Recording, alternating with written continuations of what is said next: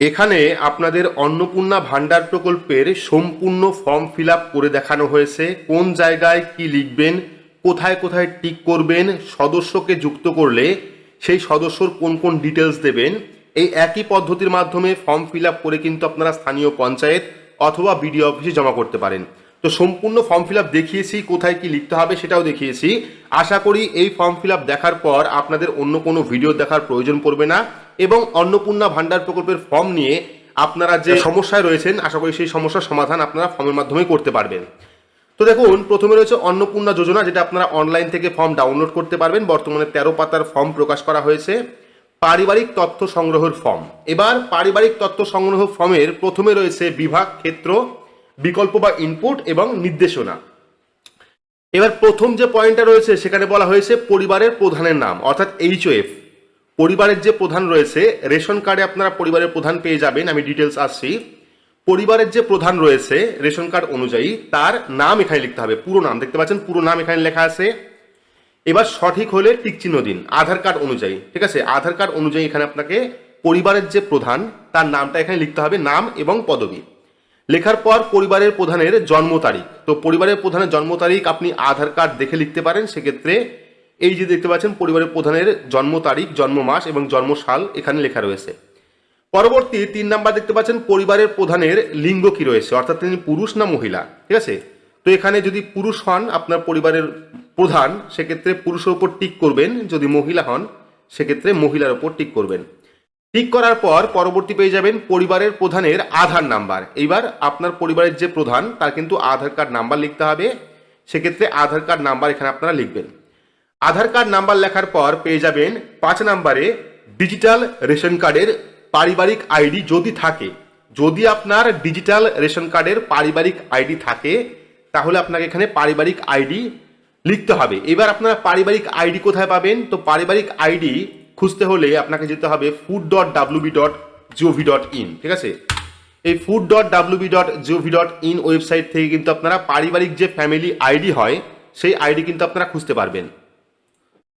তো এবার food.wb.gov.in এর অফিসিয়াল ওয়েবসাইটে আসার পর একদম লাস্টের দিকে চলে আসবেন, দেখতে পারবেন check status of ration card এবং এখানে ভেরিফাই রেশন কার্ড। এই যে ভেরিফাই রেশন কার্ড এই অপশনে ক্লিক করবেন। ক্লিক করলে পরবর্তী আরও একটি পেজ আপনার সামনে ওপেন হবে, যেখানে আপনাকে সার্চ টাইপে রেশন কার্ড নাম্বার সিলেক্ট করতে হবে, বা চাইলে আপনি আধার কার্ড নাম্বারও সিলেক্ট করতে পারেন, তবে রেশন কার্ড নাম্বার সিলেক্ট করবেন।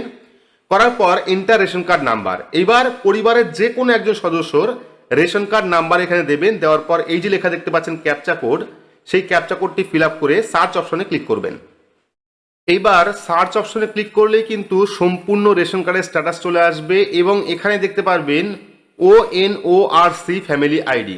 এই যে ফ্যামিলি আইডি দেখতে পাচ্ছেন এটা হলো আপনার ফ্যামিলি আইডি, যেটা আপনাকে ফর্মের মধ্যে লিখতে হবে। এই যে ফ্যামিলি আইডি দেখতে পাচ্ছেন এই নাম্বারটাই কিন্তু আপনাকে ওই অন্নপূর্ণা ভান্ডারের যে ফর্ম সেই ফর্মের মধ্যে লিখতে হবে। তো আপনারা অবশ্যই অনলাইন থেকে ফ্যামিলি আইডি সংগ্রহ করে নেবেন এবং ফ্যামিলি আইডি সংগ্রহ করার পর এখানে আপনারা ডিজিটাল রেশন কার্ডের পারিবারিক আইডি লিখে দেবেন। লিখে দেওয়ার পর পরবর্তী অপশন আপনারা দেখতে পাচ্ছেন, পরবর্তী অপশন রয়েছে এখানে পরিবারের সদস্য সংখ্যা। তো আপনার পরিবারের সদস্য সংখ্যা কতজন রয়েছে সেটা আপনাকে সংখ্যায় লিখতে হবে। যদি একজন থাকে সেক্ষেত্রে একজন লিখবেন, এখানে আমি 3টে লিখেছি। যদি দুজন থাকে সেক্ষেত্রে দুজন লিখবেন, যদি 4 জন থাকে সেক্ষেত্রে 4 জন লিখবেন। তো এখানে যতজন সদস্যকে আপনি যুক্ত করবেন ততজন সদস্যরই কিন্তু ডিটেলস ফর্মের মধ্যে লিখতে হবে। তো সেক্ষেত্রে আপনার পরিবারে কয়জন সদস্য সেটা আপনি লিখবেন, সংখ্যায় লিখবেন। লেখার পর পরবর্তী অপশন পাবেন ঠিকানা। এবার কিন্তু আপনাকে সম্পূর্ণ ঠিকানা লিখতে হবে এবং এটাই আপনার স্থায়ী ঠিকানা কিনা সেখানে কিন্তু টিক করতে হবে। তো আমি ঠিকানা কিভাবে লিখেছি, ভিলেজ অ্যান্ড পোস্ট, অর্থাৎ গ্রাম এবং পোস্ট অফিসের সম্পূর্ণ ডিটেলস আমি দিয়েছি এখানে, পাশাপাশি ডিস্ট্রিক্ট দিয়েছি এবং পিনকোড নাম্বার দিয়েছি। আপনার যেরকম অ্যাড্রেস রয়েছে সেই অ্যাড্রেসে আপনি এখানে ফিল আপ করবেন বা লিখবেন। লেখার পর যোগাযোগ নাম্বার। এইবার যোগাযোগ নাম্বারে দেখতে পাচ্ছেন বিশেষত পরিবারের প্রধানের আধার নাম্বার সংযুক্ত যে মোবাইল নাম্বার রয়েছে সেই মোবাইল নাম্বার লিখতে হবে। এখানে আপনি সেই ফোন নাম্বারই দেবেন আপনার পরিবারের প্রধান যিনি রয়েছেন তার আধার কার্ডের সঙ্গে যে ফোন নাম্বারটা লিঙ্ক রয়েছে সেই ফোন নাম্বার এখানে দেবেন। তো ফোন নাম্বার দেওয়ার পর 9 নাম্বার পয়েন্ট রয়েছে নাম, জন্ম তারিখ, লিঙ্গ, পরিবারের প্রধানের সঙ্গে সম্পর্ক, আধার নাম্বার এবং পরিবারের সকল সদস্য। তো ওপরে আপনি যে কয়জন সদস্যকে যুক্ত করেছেন, 2 জন বা 3 জন, প্রত্যেক সদস্যর নাম এবং ডিটেলস কিন্তু এখানে লিখতে হবে। যেমন প্রথমে আপনি পেয়ে যাবেন পরিবারের প্রধান কে রয়েছে, সেই প্রধানের নাম লিখবেন এখানে, এবং এই পাশে দেখতে পাচ্ছেন অন্নপূর্ণা যোজনার জন্য আবেদন করা হচ্ছে কিনা, অর্থাৎ আপনি যে সদস্যকে এখানে সদস্য ডিটেলস দিচ্ছেন, যে সমস্ত সদস্যর নাম লিখছেন, সেই সমস্ত সদস্য অন্নপূর্ণা যোজনার জন্য আবেদন করছে কিনা পাশে কিন্তু টিক চিহ্নের অপশন রয়েছে। যদি সেই সদস্য অন্নপূর্ণা ভাণ্ডার প্রকল্পে আবেদন করে সেক্ষেত্রে আপনি হ্যাঁতে টিক করবেন। যদি অন্নপূর্ণা ভাণ্ডার প্রকল্পে আবেদন না করে সেক্ষেত্রে টিক করার কোনো রকম প্রয়োজন নেই। ঠিক সেভাবেই আমি প্রথম সদস্যর নাম এখানে লিখেছি, নাম, জন্ম তারিখ, লিঙ্গ, পরিবারের প্রধানের সঙ্গে সম্পর্ক কি রয়েছে, আধার কার্ড নাম্বার কত রয়েছে সেটা আমি লিখেছি।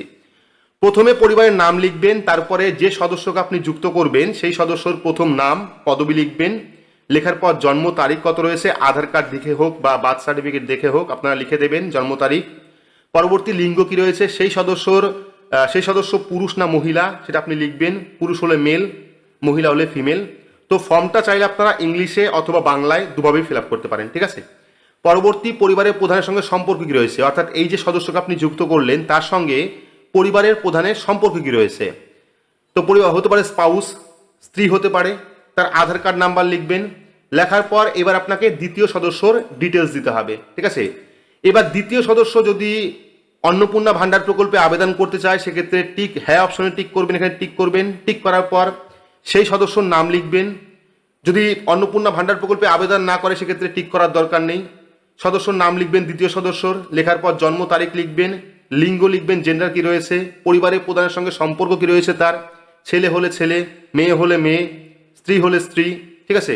পরবর্তী আধার নাম্বার লিখবেন এখানে, এবং পরবর্তী 3 নাম্বার সদস্য যদি প্রয়োজন পড়ে সেক্ষেত্রে 3 নাম্বার সদস্যর ডিটেলস আপনি দেবেন, এবং 3 নাম্বার সদস্য অন্নপূর্ণা ভাণ্ডার প্রকল্পে আবেদন করতে চাইছেন কিনা সেটা আপনাকে হ্যাঁ অপশনে টিক করতে হবে। যদি না করতে চায় অন্নপূর্ণা ভাণ্ডার প্রকল্পে আবেদন সেক্ষেত্রে টিক করা কোনো রকম প্রয়োজন নেই।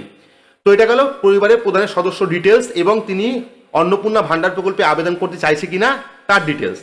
তো এখান থেকে একটা জিনিসই বুঝবেন, আপনি এই একটা ফর্মের মাধ্যমেই কিন্তু আপনি পরিবারের সকল সদস্যর জন্য অন্নপূর্ণা ভাণ্ডার প্রকল্পে আবেদন করতে পারবেন, ঠিক আছে, যেটুকু ফর্মের মধ্যে রয়েছে।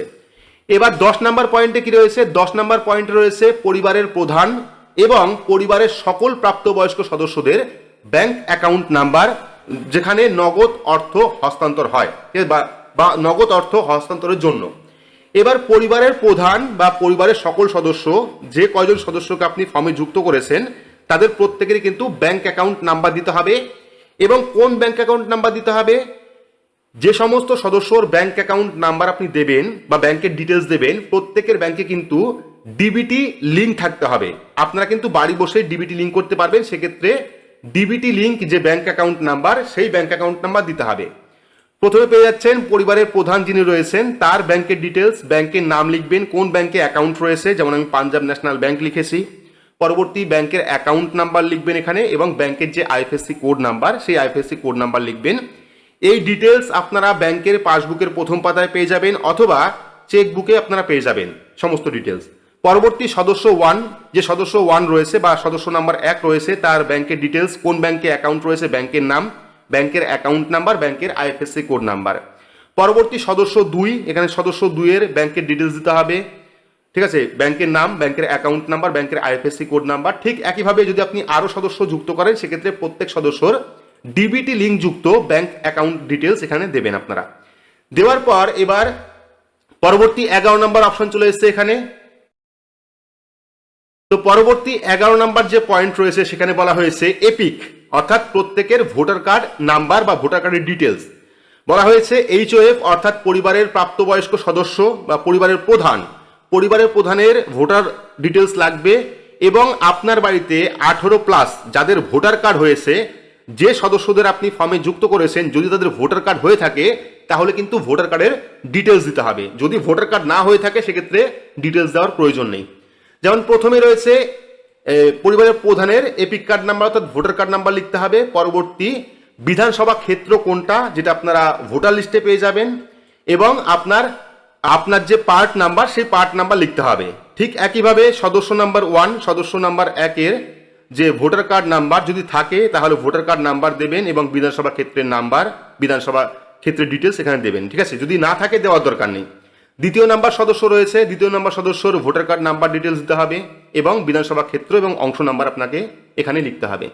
এটা গেল 11 নম্বর পয়েন্ট। এবার 12 নম্বর পয়েন্টে কি বলা হয়েছে? 12 নম্বর পয়েন্টে বলা হয়েছে বিভাগ। বিভাগ কি রয়েছে এখানে? বিভাগের মধ্যে রয়েছে যে আপনি কোন জাতির মধ্যে পড়ছেন, অসংরক্ষিত বা অসংরক্ষিত আর্থিকভাবে দুর্বল, তপশিলি জাতি অর্থাৎ এসসি, তপশিলি উপজাতি অর্থাৎ এসটি, অন্যান্য অনগ্রসর শ্রেণী অর্থাৎ ওবিসি, বিশেষভাবে ঝুঁকিপূর্ণ জনজাতি। তো এখানে আপনি টিক করবেন তখনই যখন আপনার কাছে সার্টিফিকেট থাকবে। দেখতে পাচ্ছেন পাশে রয়েছে প্রযোজ্য শংসাপত্র, যেমন জাতিগত আর্থিকভাবে দুর্বল শ্রেণী শংসাপত্র, ক্রিমিনাল শংসাপত্র, এই সমস্ত রয়েছে। যদি আপনার কাছে এসসি এসটি ওবিসি সার্টিফিকেট থাকে সেক্ষেত্রে আপনি টিক করবেন যে সার্টিফিকেট রয়েছে, না হলে টিক করার দরকার নেই। পরবর্তী খ নাম্বারে রয়েছে, 12 খ নাম্বারে রয়েছে আপনার কি ডিজিটাল রেশন কার্ড রয়েছে। তো এখন বর্তমানে প্রত্যেকের কাছেই প্রায় ডিজিটাল রেশন কার্ড থাকে। সেক্ষেত্রে আপনি যদি আপনার কাছে ডিজিটাল রেশন কার্ড থাকে তাহলে আপনি হ্যাঁতে টিক করবেন, যদি না থাকে সেক্ষেত্রে না অপশনে টিক করবেন।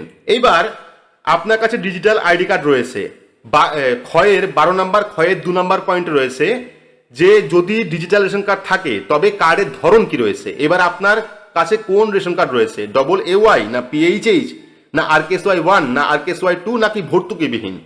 তো এখান থেকে যে ক্যাটাগরি রেশন কার্ড রয়েছে তার পাশে আপনি টিক করবেন। টিক করার পর 3 নাম্বার পয়েন্টে বলা হয়েছে পরিবারটি রেশন দোকান থেকে মাসিক রেশন তুলছে কিনা। যদি আপনি প্রতি মাসে রেশন তোলেন সেক্ষেত্রে হ্যাঁ অপশনে টিক করবেন, যদি আপনি রেশন না তোলেন সেক্ষেত্রে না অপশনে টিক করবেন। এর পরবর্তী গ নাম্বার পয়েন্টে বলা হয়েছে সঠিক হলে টিক দিন। এখানে কি করতে হবে? বাড়ির ধরন। এবার এখানে বলা হয়েছে আপনার বাড়িতে কি 3টে তার বেশি পাকা ঘর রয়েছে, ঠিক আছে। এখানে কিন্তু ফ্যামিলি বোঝাচ্ছে যদি আপনি এক হাঁড়িতে ভাত খান। যেমন ধরুন আপনার বাড়িতে 4-5টা ফ্যামিলি রয়েছে কিন্তু আপনি আলাদা, সেক্ষেত্রে আপনি কজনকে নিয়ে এক হাঁড়িতে ভাত খাচ্ছেন, যেটাকে ভিন্ন বলা হয় বা সেপারেট বলা হয়, সেইভাবে কিন্তু আপনাকে ফ্যামিলি ডিটেলস দিতে হবে। এবার এমনও হতে পারে যে আপনার বাড়িতে 5 জন সদস্য রয়েছে বা 5টা ফ্যামিলি রয়েছে, সেই 5টা ফ্যামিলির মেন হচ্ছে বা পরিবারের প্রধান হচ্ছে আপনার বাবা অথবা মা। সেক্ষেত্রে কিন্তু 5 জনের ক্ষেত্রেই সেই বাবাকেই ফ্যামিলি হেড দিতে হবে। যদি 5টা ফ্যামিলির বা 5টা ভাইয়ের রেশন কার্ড ইতিমধ্যেই আলাদা হয়ে গিয়ে থাকে সেক্ষেত্রে সেপারেট ফ্যামিলি অনুযায়ী ফর্মটা ফিল আপ করতে হবে। এবার বলা হয়েছে বাড়ির ধরন, অর্থাৎ আপনার বাড়িতে 3টের বেশি পাকা ঘর রয়েছে কিনা, সেক্ষেত্রে হ্যাঁ অথবা নাতে টিক করবেন। টিক করার পর পারিবারিক জমির মালিকানা, আপনার পরিবারের কি নিজস্ব জমি রয়েছে, সেটা আপনার বাবা হতে পারে, আপনার মার হতে পারে, আপনি সেপারেট হতে পারেন, কোনো সমস্যা নেই। আপনি যেখানে বসবাস করছেন যে আপনার পরিবার তার কি পারিবারিক জমির মালিকানা রয়েছে, যদি হ্যাঁ হয় সেক্ষেত্রে হ্যাঁতে টিক করবেন। এবং হ্যাঁতে টিক করলে এর মধ্যে যে কোনো একটি ডকুমেন্ট দিতে হবে। তার মধ্যে ডকুমেন্টের মধ্যে কি রয়েছে, জমির দলিল দিতে পারেন, জমির পর্চা দিতে পারেন, এই সমস্ত ডকুমেন্ট আপনি দিতে পারেন। যদি পারিবারিক জমির মালিকানা না হন, অনেকে বলছে আমি ফ্ল্যাটে থাকি, অনেকে ভাড়া থাকেন, সেক্ষেত্রে আপনি এখানে না অপশনে টিক করবেন। টিক করলে কিন্তু কোনো রকম ডকুমেন্ট দেওয়ার প্রয়োজন পড়বে না বা জমির কাগজ দেওয়ার প্রয়োজন পড়বে না। এবার পরবর্তী 3 নাম্বার পয়েন্টে বলা হয়েছে পরিবারের সকল সদস্যর মোট জমির পরিমাণ। আপনার পরিবারের কত জনের নামে জমি রয়েছে এবং সেই জমির পরিমাণ কত সেটা আপনাকে শতক এখানে লিখতে হবে। যদি লেখেন সেক্ষেত্রে রেজিস্ট্রেশন নথি এবং সর্বশেষ ROR জমির নথি অর্থাৎ পর্চা লাগবে। এখানে আপনার পরিবারের সকল সদস্যর মোট জমির পরিমাণ কত শতকে সেটা আপনাকে লিখতে হবে সংখ্যায়। লেখার পর 4 নাম্বারে রয়েছে যদি আপনার বাড়িতে 4 চাকা গাড়ি থাকে, দেখতে পাচ্ছেন আপনি বা আপনার পরিবারের কোনো সদস্য কি অবাণিজ্যিক মোটর চালিত 4 চাকা গাড়ি আছে। অবাণিজ্যিক বলতে সাদা যে নাম্বার প্লেটের গাড়ি, হলুদ নয়, ওটা কমার্শিয়াল, সাদা যে নাম্বার প্লেটের গাড়ি বা প্রাইভেট গাড়ি যদি থাকে সেক্ষেত্রে হ্যাঁ অথবা না অপশনে টিক করবেন। যদি হ্যাঁতে টিক করেন সেক্ষেত্রে গাড়ির সংখ্যা কতগুলি গাড়ি রয়েছে সেটা আপনাকে লিখতে হবে সংখ্যায়, 1টা বা 2টো।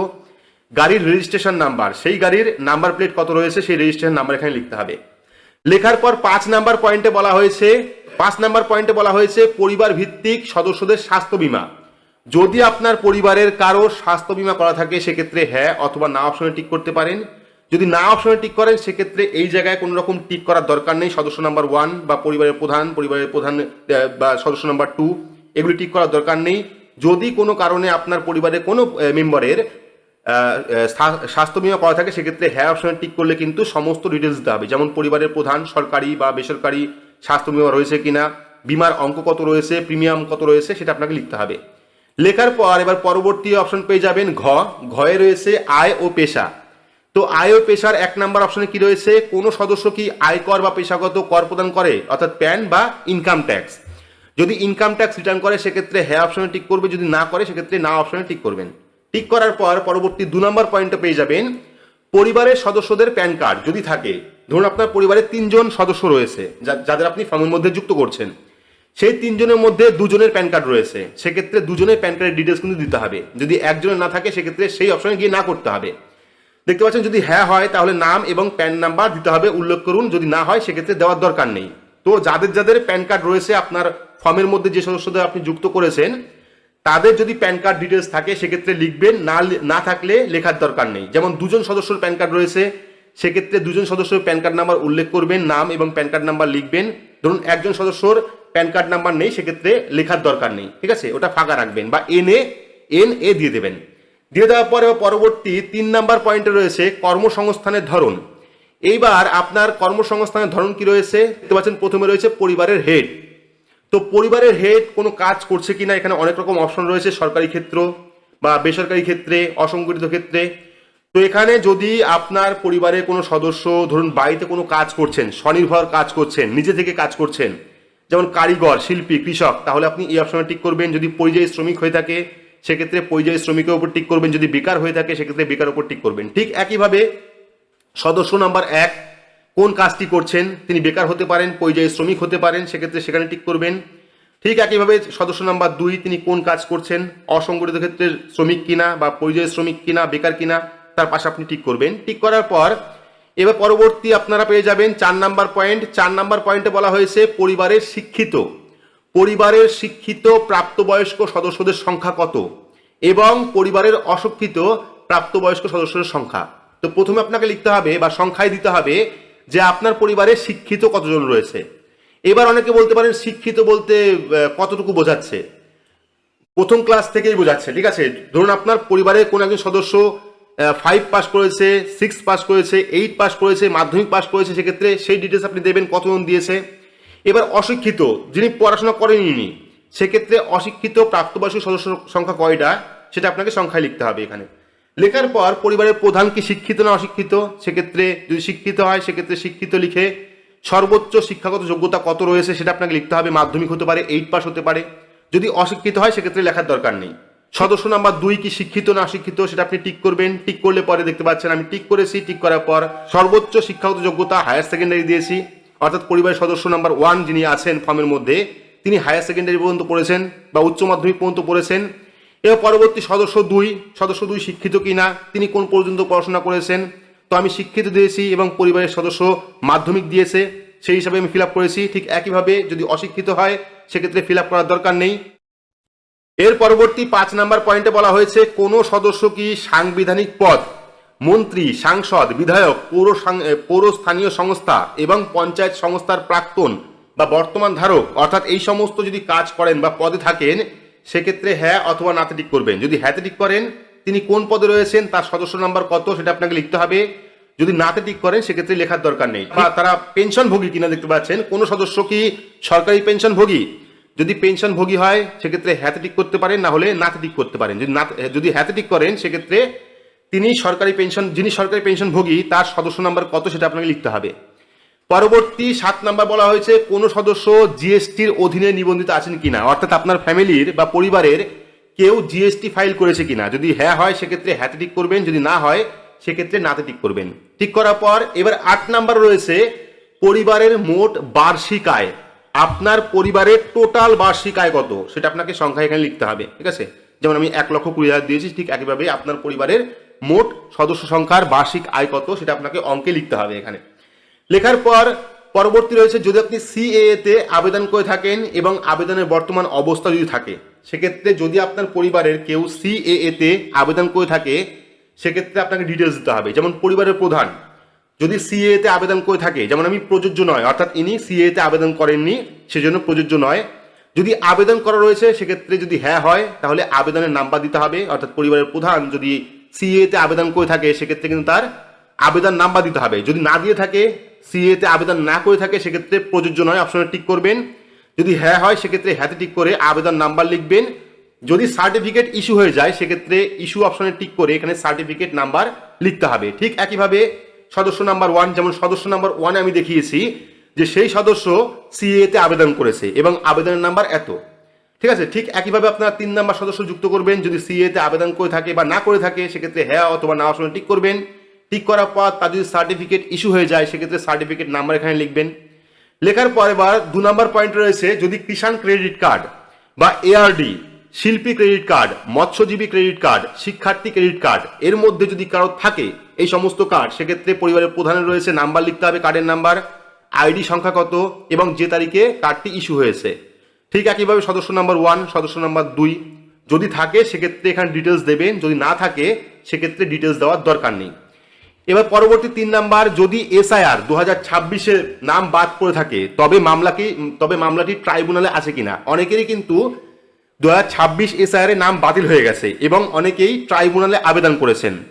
এবার আপনার পরিবারের কোনো সদস্য ট্রাইব্যুনালে আবেদন করেছেন কিনা, যেমন পরিবারের প্রধান যদি ট্রাইব্যুনালে আবেদন করে থাকে সেক্ষেত্রে হ্যাঁ অথবা না অপশনে টিক করতে হবে। যেমন আমি প্রযোজ্য নয় দিয়েছি, সেক্ষেত্রে পরিবারের প্রধান ট্রাইব্যুনালে আবেদন করেননি বা তার নাম এসআইআর এ বাদ যায়নি। ঠিক আছে, এবার যদি হ্যাঁ হয় তাহলে যদি আপনি হ্যাঁতে টিক করেন তাহলে কিন্তু মামলার বিবরণ দিতে হবে, অর্থাৎ বর্তমানে অনেকের পেন্ডিং রয়েছে। এবার সদস্য নাম্বার 1 এখানে যদি হ্যাঁ হয় সেক্ষেত্রে হ্যাঁ বিবরণ দেবেন, যদি না হয় সেক্ষেত্রে দেওয়ার দরকার নেই। এবং যদি প্রযোজ্য না হয় সেক্ষেত্রে প্রযোজ্য নয় অপশনে টিক করলে কোনো কিছু দেওয়ার প্রয়োজন নেই। ঠিক আছে, একইভাবে আপনারা পরিবারের প্রধান, সদস্য নাম্বার 1, সদস্য নাম্বার 2 ডিটেলস আপনি দিয়ে দেবেন। দিয়ে দেওয়ার পর পরবর্তী 6 নাম্বার রয়েছে সামাজিক মর্যাদা এবং নির্ভরশীল ব্যক্তিগণ। 1 নাম্বার বলা হয়েছে বিদ্যালয়ে অধ্যয়নরত পরিবারের সকল শিশু বিবরণ।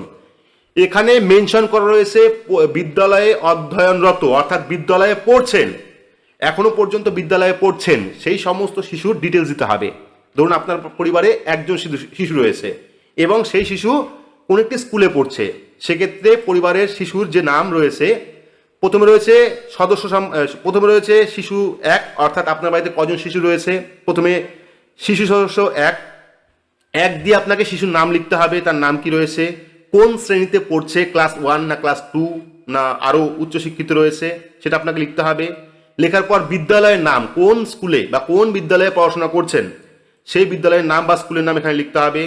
ধরন কি রয়েছে, গভর্নমেন্ট নাকি প্রাইভেট, তো এখানে আপনার ছেলে বা মেয়ে প্রাইভেটে পড়াশোনা করছেন নাকি গভর্নমেন্টে সেটা আপনাকে লিখতে হবে, যেমন উনি প্রাইভেট লিখেছে এখানে। লেখার পর সরকারি সাহায্যপ্রাপ্ত বা স্পন্সার্ড বিদ্যালয় কিনা, অর্থাৎ যেখানে আপনার শিশু পড়ছে সেটা স্পন্সার্ড, গভর্নমেন্ট স্পন্সার কিনা সেটা আপনাকে টিক করতে হবে। যদি সরকারি হয় সেক্ষেত্রে টিক করবেন, যদি বেসরকারি হয় বেসরকারি টিক করবেন, যদি মাদ্রাসা হয় সেক্ষেত্রে মাদ্রাসার উপর টিক করবেন, যদি অন্যান্য মাদ্রাসা হয় সেক্ষেত্রে অন্যান্য মাদ্রাসার উপর টিক করবেন, যদি অন্যান্য হয় সেক্ষেত্রে এটা আপনি মেনশন করবেন বা লিখে দেবেন। ঠিক আছে, এবার সদস্য নাম্বার 2, যদি 1-এর বেশি সন্তান থাকে বা মেয়ে থাকে, ছেলে থাকে, সেক্ষেত্রে তাদের ডিটেলস দেবেন, তারা কোন স্কুলে পড়াশোনা করছেন, কোন ক্লাসে পড়াশোনা করছেন এবং সরকারি নাকি বেসরকারি হিসেবে টিক করবেন। টিক করার পর পরবর্তী 2 নম্বর পেয়ে যাবেন শিশুদের টিকাকরণের বর্তমান অবস্থা, অর্থাৎ আপনার বাড়িতে যে শিশু রয়েছে তার টিকা হয়েছে কিনা। যেমন শিশু সংখ্যা 1, হ্যাঁ টিকাকরণ শুরু হয়েছে, সম্পূর্ণ হয়ে গেছে, অর্থাৎ টিকা সম্পূর্ণ হয়ে গেছে, সেক্ষেত্রে সম্পূর্ণের উপর টিক করবেন। যদি টিকাকরণ না হয়ে থাকে বা সম্পূর্ণ না হয়ে থাকে সেক্ষেত্রে সেকেন্ড অপশনে টিক করবেন। যদি টিকা হয়ে থাকে সেক্ষেত্রে কিন্তু আপনাকে টিকাকরণের কার্ড বা পোলিও কার্ড জমা দিতে হবে। ঠিক আছে, এবার সদস্য নাম্বার 2, যদি দ্বিতীয় শিশুর টিকা হয়ে থাকে বা না হয়ে থাকে সেক্ষেত্রে আপনাকে টিক করতে হবে। টিক করার পর পরবর্তী অপশন পেয়ে যাবেন 6 নাম্বার পয়েন্ট 6, সরকারি প্রকল্পের আওতায় সুবিধা। এইবার পরিবারের যে সমস্ত সদস্যদের বা পরিবারের প্রধানদের আপনি ফর্মে যুক্ত করছেন সেই সমস্ত সদস্যদের বা পরিবারের প্রধানের কোনো সরকারি স্কিম রয়েছে কিনা। ঠিক আছে, দেখতে পাচ্ছেন আপনি কি কোনো সরকারি প্রকল্পের সুবিধা ডিবিটি লিঙ্কের মাধ্যমে পাচ্ছেন। তো বর্তমানে কিন্তু পশ্চিমবঙ্গে ডিবিটি লিঙ্কের একটাই প্রকল্প রয়েছে, সেটা হলো পিএম কিষাণ সহ বিভিন্ন রকম কেন্দ্র সরকারি স্কিম রয়েছে। এবার পরিবারের প্রধান সরকারি কোনো প্রকল্পের সুবিধা ডিবিটি লিঙ্কের মাধ্যমে পাচ্ছে কিনা ডিবিটি লিঙ্ক উল্লেখ করা রয়েছে। যদি ডিবিটি লিঙ্কের মাধ্যমে পেয়ে থাকে সেক্ষেত্রে হ্যাঁ অপশনে টিক করতে পারেন অথবা না অপশনে টিক করতে পারেন। ঠিক আছে, ডিবিটি লিঙ্ক উল্লেখ করা রয়েছে। এবার দেখতে পাচ্ছেন আমার যে পরিবারের প্রধান তিনি যদি কোনো সরকারি প্রকল্পের সুবিধা পেয়ে থাকেন, কোন সরকারি প্রকল্প সুবিধা পাচ্ছেন সেই প্রকল্পের নাম লিখতে হবে। এবার নাম লেখার পর পরবর্তী অপশন দেওয়া হয়েছে আপনি কি এই যে প্রকল্পের সুবিধাটা পাচ্ছেন এটাকে আপনি প্রত্যাহার বা বাতিল করতে চান, সেক্ষেত্রে ইয়েস অপশনে টিক করতে হবে। তো এখানে যদি আপনার পরিবারের সদস্য বা আপনার পরিবারের প্রধান কোনো সরকারি প্রকল্পের সুবিধা পেয়ে থাকেন সেক্ষেত্রে কিন্তু এখানে হ্যাঁ অপশনে টিক করবেন না। হ্যাঁ অপশনে টিক করলে কিন্তু সেই প্রকল্পটি বাতিল হয়ে যাবে। ঠিক একইভাবে পরিবারের সদস্য নাম্বার 1, সদস্য নাম্বার 2 যদি কোনো সরকারি প্রকল্পের সুবিধা পেয়ে থাকে ডিবিটি লিঙ্কের মাধ্যমে, সেই ডিবিটি লিঙ্ক বলছি, ঠিক আছে, ডিবিটি লিঙ্ক, তাহলে সেই সদস্য কোন প্রকল্পের সুবিধা পাচ্ছেন সেই নাম লিখতে হবে। লেখার পর ফর্ম ফিল আপ এখানে কমপ্লিট, 11 নম্বর ফর্ম। এবার 12 নম্বর ফর্মে রয়েছে, এবার পরবর্তী অপশন রয়েছে 12 নম্বর ফর্মের নাম্বার, যেখানে বলা হয়েছে ঘোষণা ও সম্মতি। তো এই যে ফর্মটা ফিল আপ করলেন, এই ফর্মের যে তথ্য আপনি দিলেন সেই তথ্য সত্যি কিনা, সেক্ষেত্রে সম্মত অপশনে টিক করবেন। টিক করার পর এই ফর্মটি যাচাইযোগ্য, অর্থাৎ এই ফর্মটি কিন্তু যাচাই হবে, সেক্ষেত্রে সম্মতি অপশনে টিক করবেন। টিক করার পর এবার পরবর্তী পেয়ে যাবেন স্বাক্ষরের জায়গা, অর্থাৎ এই যে ফর্ম আপনি ফিল আপ করছেন এটা সকল কিছু সত্য আছে, সেক্ষেত্রে আপনি এখানে সই করবেন, স্বাক্ষর করবেন, টিপ সই করলে টিপ সই করবেন, পাশে আপনারা নাম লিখে দেবেন। লিখে দেওয়ার পর দ্রষ্টব্য কি রয়েছে, পরিবার বলতে এমন একদল ব্যক্তিকে বোঝায় যারা সাধারণত একসঙ্গে বসবাস করেন এবং একই রান্নাঘর থেকে খাবার গ্রহণ করেন। তো এখানে কিন্তু সম্পূর্ণ মেনশন করা রয়েছে, পরিবার বলতে এমন একদল ব্যক্তিকে বোঝায় যারা সাধারণত একসঙ্গে বসবাস করেন এবং একই রান্নাঘর থেকে খাবার গ্রহণ করেন। ঠিক সেই সমস্ত সদস্যদের কিন্তু আপনি এই ফর্মের মধ্যে যুক্ত করবেন। বাকি কিন্তু ফর্ম ফিল আপের আর কিছু নেই, এখানে কিন্তু টোটালি অফিসিয়াল ইউজের জন্য যেখানে জমা করবে সেখানে কিন্তু ফিল আপ করবে। বাকি ডকুমেন্ট লিস্ট, কোন কোন ডকুমেন্ট লাগবে, এটা কিন্তু আমাদের টেলিগ্রাম গ্রুপ এবং হোয়াটসঅ্যাপ গ্রুপে দেওয়া আছে, আপনারা গিয়ে দেখে নেবেন। এটাই হলো সম্পূর্ণ ফর্ম ফিল আপ। আশা করি সম্পূর্ণ ডিটেলস এবং ফর্ম ফিল আপ পদ্ধতি বোঝাতে পেরেছি। কোন কোন ডকুমেন্ট লাগবে এই নিয়ে ভিডিও করা আছে, পাশাপাশি টেলিগ্রাম গ্রুপ এবং হোয়াটসঅ্যাপ গ্রুপেও কিন্তু ডকুমেন্টের লিস্ট দেওয়া আছে। তো ভিডিওটি আপনাদের কেমন লাগলো অবশ্যই কমেন্ট বক্সে কমেন্ট করে জানাবেন। ভিডিওটি ভালো লাগলে লাইক করবেন, চ্যানেলটিকে সাবস্ক্রাইব করে পাশে রাখা বেল আইকনটি প্রেস করে নোটিফিকেশন অল করে রাখবেন। সবার সুবিধার্থে ভিডিওটি শেয়ার করবেন। তো আজকের মতো এইটুকুই, ধন্যবাদ।